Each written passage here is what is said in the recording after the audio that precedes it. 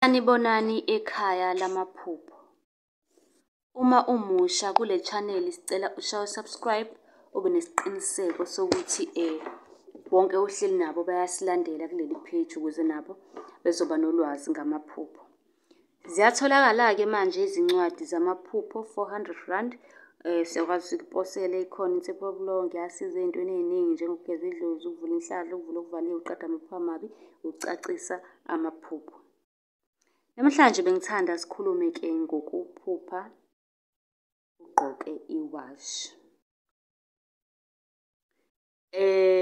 Iwashi ngicabanga sonke siyalazi, ilokhu nje okufakwa la esandleni okunesikhathi, iwashi. Uma-ke unephupho noma ngabe iliphi uyakwazi ukusibuza kwi-comment okanye uthathe inombolo yethu sikwazi ukuthi-ke usi-WhatsApp-e.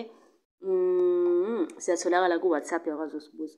Ukuphupha ugqoke iwashi, ngabe kusuke kubika ukuthini? Uma ukuthi wena ephusheni ugqoke ini?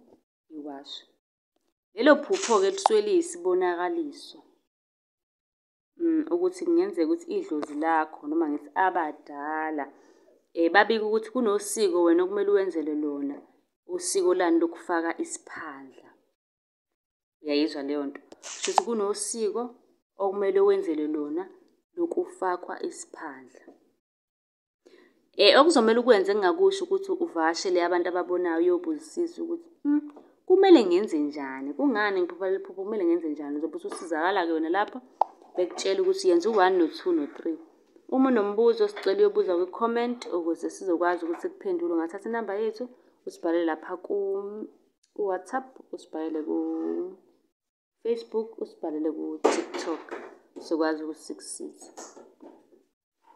Nisale kahle.